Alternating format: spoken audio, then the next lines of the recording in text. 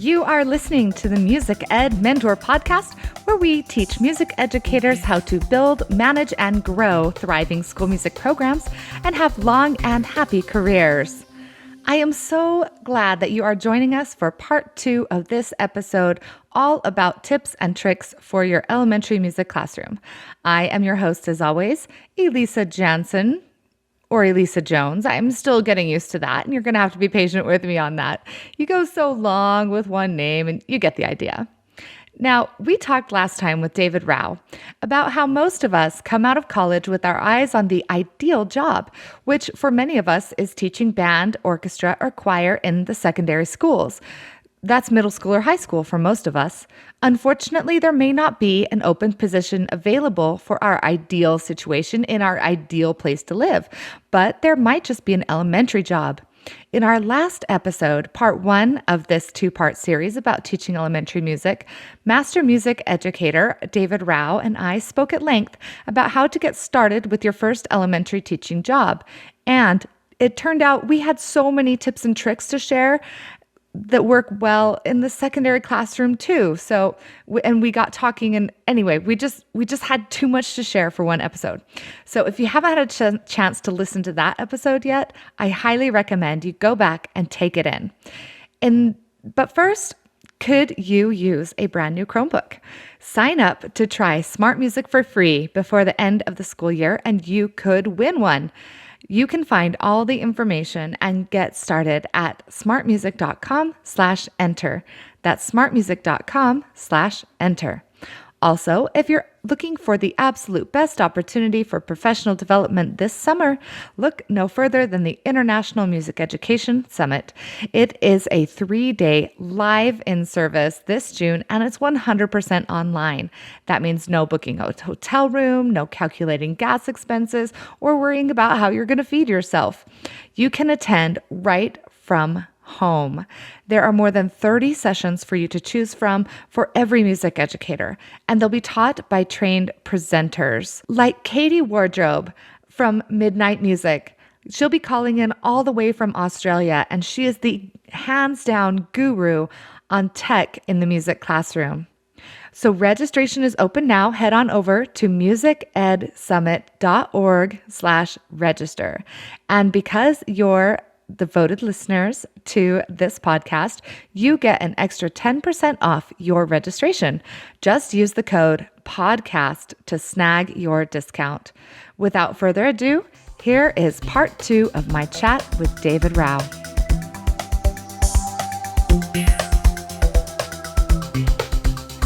So we've talked about what your first step should be with your elementary job and what our lesson sequences should look like, and some tips for behavior management. Let's talk about resources. Where can we go to get stuff to teach? Anything from, lesson plan ideas to fun worksheets to, just tips like we're giving today. What do you think?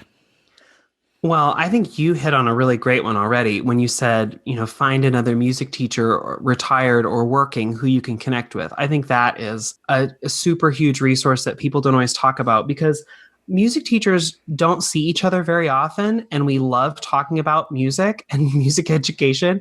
So if you can find somebody else and partner with them, the odds are really good that they will want to help you and, share resources and share ideas. So you found the retired teacher. I found a retired teacher when I started teaching too, and got some really great resources from her and some ideas. I think that's a great first place to start. See what your school has, see what you've got tucked away in some closet. It may be 40 years old, but it may not. It may be great, who knows? But there are some really great things online. There are some really amazing blogs, some amazing websites that you can find with free resources, or with reasonably priced resources, or subscription things where you can get a lot of things for a good price. So it just takes a little bit of searching, but there are some great places that you find those starter resources. Okay. And what about Repertoire? Where do you go to find and select Repertoire? I think that I have Well, I have a lot of binders of songs and things that I use, and I've just sort of collected some of that over the years. There's a great website called Beth's Notes or Beth's Music Notes. I think now it's Beth's Notes Plus. But her website is full of songs and games and ideas that are all just out there for free. I think that there's a paid subscription side to the website, but one of the things I did was I signed up for her email newsletter. And every morning, every weekday morning, she sends out an email with a link to a song that she has transcribed or written down. And it's tons and tons of folk songs. But every morning, I get them in my inbox. So every morning, I print it out. And even if I don't use it immediately, I put it in the binder and I have it, So her website, I think, is super, super great to get some of those songs and games and things that you might use. I also did my ORF training, and so I got a lot of songs there. But if you go to a training or a workshop, you can find some really great things and get lessons and games and things either at the workshop or the training or from other people there too. Yeah, I totally love that we can go to music education seminars and online workshops and stuff like that. I grabbed some great things when I went to the Colorado Music Educators Association conference in January. Like I was there actually to present, but I had a little time in between presentations to pop into a couple of workshops, and they were fabulous. I was really, really happy with it. I also actually was really lucky to leave college, even though I knew I was going to probably go teach secondary. I had 2 big binders of folk songs and songs from around the world, and I can't believe how many times I still open them. I love it. Oh yeah, and okay. So again, I did ORF training. I said that a couple times, but in the training they teach you how to use those folk songs and how to not just like, well, we're going to sing it and then be done. So you can take those songs and go so many places with them. So I totally agree with you. Like I've taken folk songs and I've done just tons with them, or different folk songs for different grades, and there's just a lot you can do. And those are the songs that have stood the test of time, that people have been singing for years and years and years. So there's something about them, the melody or the content, that is enduring. So that I love going to folk songs first. That's one of my favorite places to go for songs. And a lot of those are public domain. You can find them online or in old books or all over. So there are great things that just sort of pop up out of nowhere. So part of my challenges in my classroom is that I don't have like a classroom set of instruments. The best I have are some resonator bells, where I maybe have enough for 2 classes combined. So that's like 50 kids to do one 8-note song with each kid having 1 bell. So that is pretty much it as far as instruments. I don't have rhythm sticks. I don't have any kind of rhythm stuff. I teach in what we call the sacred space, which is a fully tiled rotunda with 25-foot ceilings. Oh my gosh. It's an extremely loud and live room, and I have 1 set of shelves, and the closest instrument storage is on the other side of the building in the band room. So I don't even have like a lot of space for instruments, and my classroom frequently gets used for non-music related activities at the school. So I don't even have room if I could get a whole set of instruments. So I use a lot of other resources. Oh, I do have a piano, but I am not a strong pianist in any way whatsoever. So I use things like Spotify and YouTube. I use karaoke tracks. I use Just Dance. I find that the easier videos are great for teaching kids pulse. What else can you use if you have nothing? Oh, yeah. I first of all, I would just say you don't have a lot, but if I were you, my behavior management plan would be, we're in the sacred space, and so that's not acceptable. I would use that term forever. Until we're singing, "What do you do with a drunken sailor?" Or maybe that's perfect, like, because I do have statues of Mary, Joseph, and the baby Jesus. That's what you do with the drunken sailor, right? Oh my gosh, that's hilarious. I love that. I do. I want to come and teach in your room.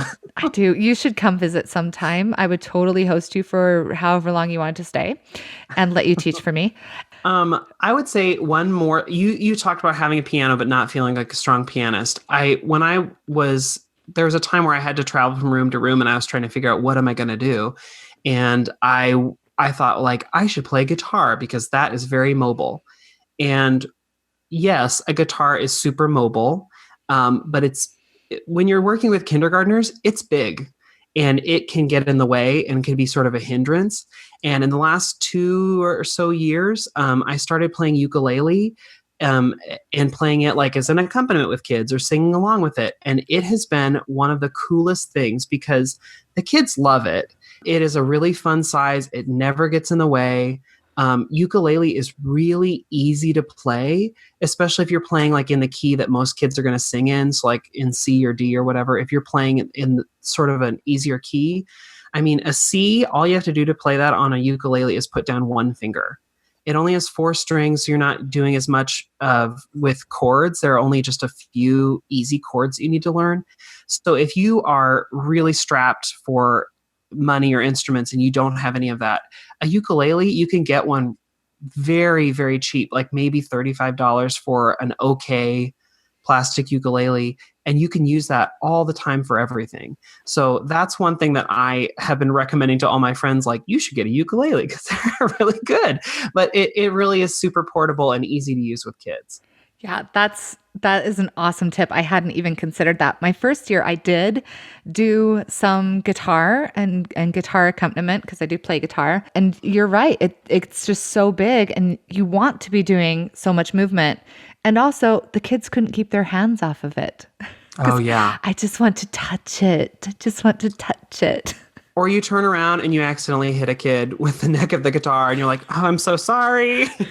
Good thing you have Band-Aids in your classroom. Exactly. Oh my gosh, yes, always have Band-Aids, tissues, and hand sanitizer, right? Mm-hmm. Yes. And at the front of the room and accessible. And I also keep and stickers. Oh yeah, stickers. Stickers are magical. They're the best. I just found these ones at the dollar store. They come in a roll of like 250 stickers for $1, and they're all outdoor themed. So one of them is a picture of a tent, and it says "Intense." I have seen those. At my Dollar Tree. I just went and restocked my stickers the other day, and I saw those. I was like, should I get those? Now I'm gonna have to go back and get them. Oh, see, I totally did. And today my third graders earned stickers, and so I went and put them on their foreheads. They loved it. They do love that. That's funny. All right, so we're all set up for our first year, but maybe we do end up loving elementary school. And so we want to do it better. I've heard a lot about ORF and Kodai training, but I have no experience in it. Is it something that I should be looking into if I want to stay as an elementary teacher? I would say yes. I taught for, I think, 3 years before I first did ORF training, and it was just transformative. When I went and did it, I thought I had an okay handle on what I was doing in my classroom. And when I left ORF training, it was like everything made a lot more sense. I think you got a better sense of why you would sequence things in a certain way and how to teach kids, how to scaffold into a lesson better. You get a lot better, I think, at how to teach maybe the expressive side of music education, because I think that any person can sit down and say, like, this is a quarter note, this is what you say, this is an eighth note, this is what you say. And you can get pretty good at like teaching rhythm or echo clapping, things like that. But teaching kids how to be expressive is hard and scary. And so I think what ORF training did for me was it just, things seemed to make more sense. I felt better about scaffolding lessons. I felt better about teaching and sequencing concepts. But I also just felt a lot more comfortable with the process. So for me, I can personally say it was an amazing experience and made me feel like I was so much better equipped to teach what I was teaching. And I've heard that of people who've done ORF training or people who've done Kodai training. They do very, very similar things in teaching you how to be a music teacher. There's just a different focus between the ORF training and the Kodai training. But both of them or either of them would be good for someone who's interested in teaching elementary full time, whether you're doing it 20 years into your career or before you've even started. It's absolutely worth looking into. Yeah, I have a friend who plays oboe in our community band, and I actually interviewed her for a little section of a podcast. And she's a retired music teacher. She taught in the same district for about 30 years or something. And she had started in secondary instrumental, just like me. And then she got a job teaching elementary so she could be closer to where her husband worked. And he was also a music teacher, a band teacher. And she went and got her ORF levels. And she said it was the best thing that she could have done because that made her love her job. She said that before that, it was just outrageously challenging. But afterward, she would just like prance into school every day. And she's like, I would be waltzing around my classroom just so happy. I couldn't believe they were paying me to have this much fun. And she did that. She did that for 26 years and just loved it. Cool. Yeah, I agree. Like before my training, I felt like I'm okay at this. I sort of know what I'm doing. But going to the training and I mean, when you're getting your degree in music education, how many of your classes are really about elementary? Maybe one or maybe two. And Yeah. even then, a lot of it is you don't spend a lot of time actually teaching or actually experiencing or actually doing a lot. And so ORF training, I can speak to that because I haven't done Kodai training, but ORF training is 2 weeks in the summer and it's just intense, all teaching elementary and how do you teach kids to use the instruments and how do you do recorder and all sorts of things. And it makes you, I mean, it's so great because you really do get into it and you do get a chance to teach other people and experience that. So I left it feeling like I feel so much more confident in what I'm doing, or I'm going to switch this and I have a reason why, so I felt like it was a totally worth the time and money and totally worth investing in that. Cool. I'm actually like Googling it as we're speaking. Well, and another thing is, just if I'll put this tip out there, I'm actually doing, I have my own podcast and I'm doing a series of interviews right now with leaders in the world of Orff Schulwerk. And so if you are interested in Orff, you can go and listen to those episodes and hear about, what is Orff and what can you expect at a levels training and why has it been transformative for you? And so there'll be about 8 or 9 episodes total, but you'll get a chance to hear about recorder and movement and the pedagogy and, what happens at trainings. And so it'll give you a little bit more in-depth perspective. And the podcast is free, so if you're like, I don't know, I'm not sure really what it is. I don't know if I want to spend the money right now. Well, you can go listen to that and learn more about what it is. And then that might help you decide like, oh yeah, I do want to do that training.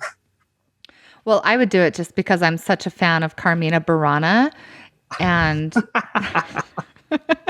Yes, that it's actually 2 weeks of just Carmina Burana. Just singing Carmina Burana. Thank goodness. If I was in my classroom, I'd look up at the stained glass window right now. And anyway, do I have to decorate my classroom all cheesy, do you think? I mean, we talked about my classroom. It's an exceptional space. But if I were to be a normal teacher in a normal music room, do I have to go all cheesy if I'm going to teach elementary? I love you asked if you're a normal teacher. I'll just say you are a normal teacher. Everyone has their own experience and setup. And so I think all of us are like, well, if I were in a normal room, but I think we all are our own normal. Whatever you want to decorate with is however you want to decorate. There are some people who say like, I want to do a jungle theme with full on palm trees and a life-size gorilla, and for some people, that's their thing. And, more power to you. I don't have that energy. So, and also I think I would get a little tired of jungle after a while. But I think it's totally up to you. I personally like a classroom that is clean and bright and is colorful. And so I put up posters and anchor charts and things that are colorful and clean and catch the kid's eye. But I don't think you need to go crazy. If you spend too long, searching music classroom on Pinterest, I think that you'll just go nuts because there are so many ideas. But you just do whatever is comfortable for you, And what I did as I have grown as a teacher is I decided this is really important to me and I want to have it up. So I have like a treble clef, like a 5-line staff with the notes of the treble clef. I figured that was important and I'm going to do that a lot. So that should be up. Or I want instruments of the orchestra. I want that up. Or, you sort of decide as you go like, oh, maybe I don't need all the composers through history, or maybe I don't need, this thing, but it's something you sort of figure out as you go. But Pinterest is a great thing and also a terrible thing because it can give you great ideas, but it is a black hole that you could just spend hours clicking through and thinking like, why doesn't my classroom look like that? Or that's too much, So you have to edit a little bit. Oh, totally. I look at my friends who teach 3rd and 4th grades respectively, and they are so crafty and cute, and they change out their door decorations and they have these great themes. And I was proud of myself when we were doing music around the world and I put up a world map. That's all. I put up a world map. And then when we were finished with that, I took down the world map and I tacked a rope to the wall, and that's our timeline. And then for each composer that we're doing, I got like those little felt pennants at Dollar Tree, and so each composer shows up on the timeline. That's the extent of my decorations in my classroom, and my rules on my piano. And I think that's interesting too. It's harder for us because we see 6 different grade levels. So if I did my room completely perfect, like a kindergarten room would look like, my 5th graders would hate it. So you have to consider that a little bit as you're setting up your classroom. What would appeal to all age ranges?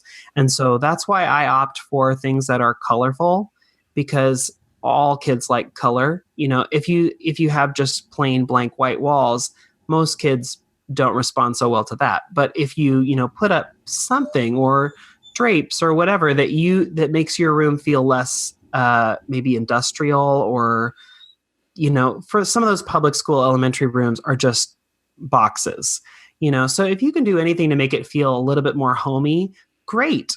But do whatever is most comfortable for you that you think that all your kids will resonate with.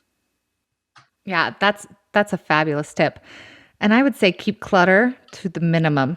Or if you have to have like a stack of ungraded papers, which by the way, I don't grade papers. If they do worksheets, they end up getting recycled. My kids, they take them home like, oh, show your parents. Oh, yeah. That goes too. home with them. That too. Or sometimes we'll do like listen to a song and create a story picture that goes along with it. And they take those home, or I send them with their classroom teacher. Anyway, the point is clutter-free music room. Everything at the end of the day goes back into its place. And that, I think kids respond well to that. And it'll make you feel better too, probably. Exactly. All right. So let's backtrack a little bit to our lesson planning. I know this question gets asked a whole lot on Facebook groups and stuff, but how do you transition between activities? Well, I would say it depends on who you're teaching. For my little kids, for my K1-2, I do a lot of singing transitions for a couple of reasons. One, it gets them singing, and it sort of clears out what we were doing before. It clears their mental space if you sing a song that they know. So I do a lot of sort of sung transitions, but it also makes it so much easier. I think at the beginning of the year for K1 and 2, I taught a little song that basically taught them how to go to their own personal space. This is my space. This is my place. And so they know when I start singing that, they sing along and they go find themselves a place and do the actions. So it's awesome for me because all I have to do is sing the first phrase and they go on their own and they know what to do. And then by the time we're done, this 15-second song, they're all in personal spaces, as opposed to me saying, okay, when I say go, you need to go find a personal space. Like in the time it would take me to explain to do that, they know just the process to do it. So I love using little songs like that, like a circle song or a find your own space song or get in a line song. For many years, I thought those are dumb. I'm not going to do that. That's cheesy. But then I started doing it and I was like, it saves me so much time and kids don't bicker because they're singing and they just sort of do it, and it frees me up. All I have to do is sing the first phrase and then they're off. And so it frees me up to do what I need to do. But I will be honest, I hated that sort of thing for a long time. But I think I am now a convert. I love it because it makes my life so much easier. I would totally agree. We basically, in my classroom, have 3 places that they can be. It's sitting on the risers because I don't have chairs. And then they can be seated on the rug in a circle, or they have their personal space. And so I always give them a countdown in the transition, but the countdown's a song. So I'll say like, let's go to the rug, 5, 4, 3, 2, 1. And they know that by 1, they have to be there. If they aren't there by 1, then we back up and do it again. I say, okay, everybody back to the risers. Get to the rug now, 5, 4, 3, 2, 1. And we practice it until they get it at 1. Mm-hmm. It's funny because the song that we do is so ingrained now in them that ingrained sort of in the culture, because the first grade teachers, as they walk down the hallway, I'm standing at my door with my ukulele. That's how I start my K1-2 classes, with that same song. And as the kids are walking in, the first grade teachers are standing going, this is my space. Like they know the song, or they know the circle song that we start with. So they're singing along. But if a class ends up not following that procedure, we stop. And I say, oh my gosh, we need to do that again because I saw blah, blah, blah. And so it helps reinforce the procedure and reinforces the classroom behavior, but it also just cleans it up so the next time it doesn't keep deteriorating. Mm-hmm. What do you do to get their attention? So if they have kind of zoned out, or you've had to talk to a grown-up at the door or something and they've started chit-chatting, what are some ways that you call them back to attention? Well, it depends on what we were doing before. If we were doing a song, you could just jump right back in and have them start singing. Or if you were doing some other activity where, like, for instance, if they were in centers, or if you said, okay, take 2 minutes to practice this part on the xylophones or whatever, depending on what you're doing. If they have that chance to talk and do things, I have a couple attention getter instruments that I love. There's a chime called the Zenergy Chime, and it's like maybe $12 on Amazon, but it has this really beautiful, clear sound that is not abrasive. And the kids hear it and immediately know, okay, we got to refocus. Or like a stirring xylophone, a stir xylophone. It's basically it looks like a xylophone, but it looks like a xylophone in the shape of like a cup. And you just stir it. It makes the really distinctive sound that, again, kids just know and they hear it right away. There are 2 or 3 or 4 instruments that I have sort of placed around the room that kids always know, like, that's the one that means we're out of time, so that really helps clear them up. But there's always, clap, clap, clap, clap, clap, that every teacher in the world does. And you could do the clap echoes and whatever, and then that brings them back to attention too. But I like using instruments because anytime I can reinforce, like, we're using instruments in music, I think is a great chance to do that. Yeah, that's so awesome. I'm like, as you're talking, looking up Zenergy Chime. I'll send you a link if you want. They're really cool. You can get them as a 1 chime or a 2 chime or 3 chime with different tones. But I have the 1 chime version. And I think, like I said, I think it's only like $12, but it's great. And it comes with a little mallet. You can hang it up on the wall. You can carry it with you. Put it in your pocket. It's a really, really cool tool. Yeah, my principal was just like, so give me a list of your wishes for next year. That's going on the list. That's going on the list. Final discussion point. So let's say that you're like me in my first year when I was teaching elementary, and you're like, this is just a job. I am just trying to get through it. It's not ideal for us. It just doesn't mesh with our personality. What options can we do to either help ourselves enjoy it more, or, maybe get out of it? What do you think?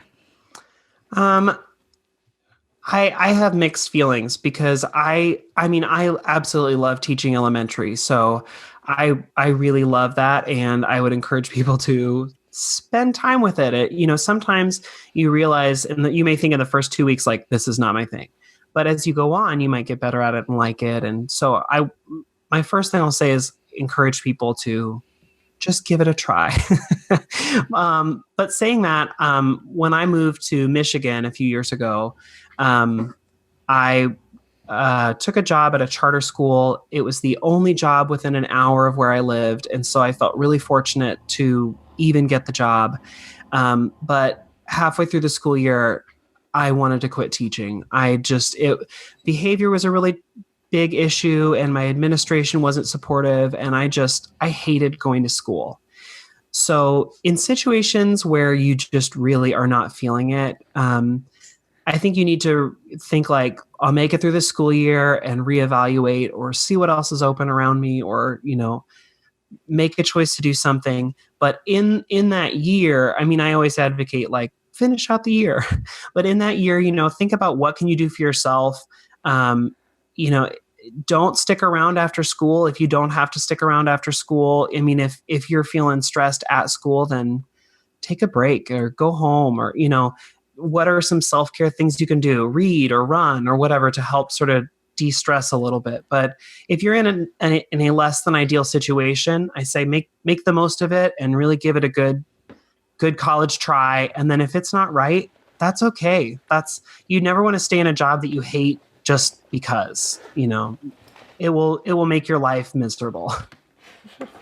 Amen. What can we do to improve our attitude about it? So we're like, well, I kind of like it, but how can I like it more? Well, I think you need to realize what you have control over. That really helped me in my year of not liking that one school. Because I realized I can't control what happens to these kids at home, and I can't control what happens to them in their homeroom. I can only control the activities that we do in my class and how I handle my class.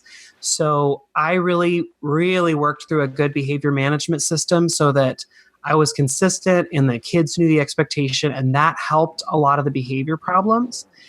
So that made my life a little bit better. And I also, I worked to find lessons that I thought the kids would really like, that I liked doing, and that really helped improve things too.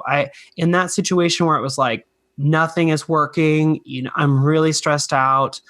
And for a long time, I just kept on with like, but we've got to learn these things because they're the standards.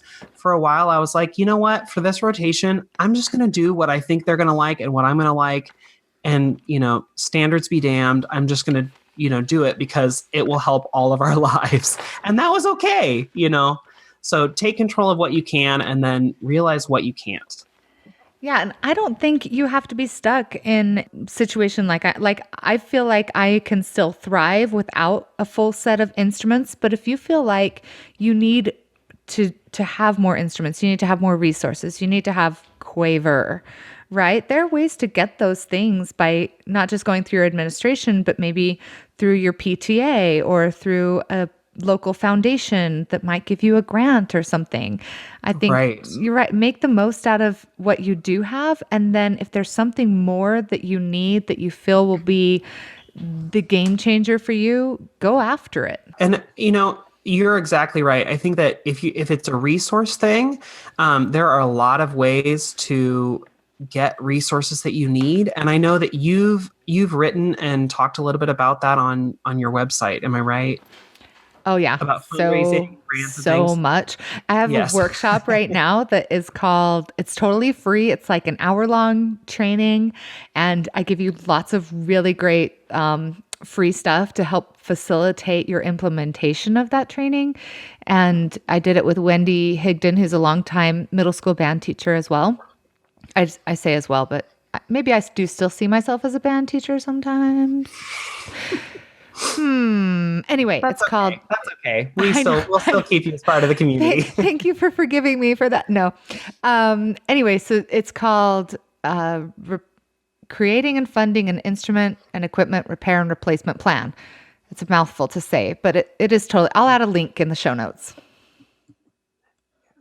Well, and I know that probably when you're crafting that, you started looking for ways to get those resources and instruments. And the more you start looking, the more you find, and I have the mindset that you'll never have those resources if you don't ask.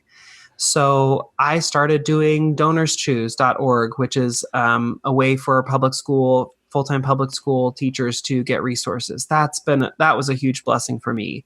And I started looking for grants, and I started talking to the PTA, and there are a lot of times where there may be resources like right at your fingertips, but you don't realize it.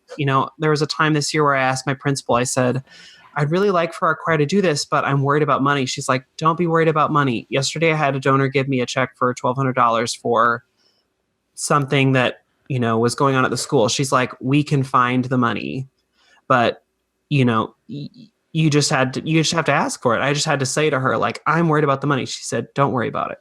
So not that that's going to happen for all people, but the more places you look and the more that you put out there that you are looking for resources and instruments and whatever, the more chance you are going to have that you're going to get them. But if you just sit in your room every day like, man, I wish I had xylophones, well, you're never going to get xylophones. So true. Well, David, thank you so much for being my guest and interview partner for this. I know we've kind of treated it as a discussion for helping people with secondary training who are now in an elementary program. I feel like this has been super, super valuable, and I'm really excited to share it. Why don't you send us off with telling us how we can get more information and your expertise as well?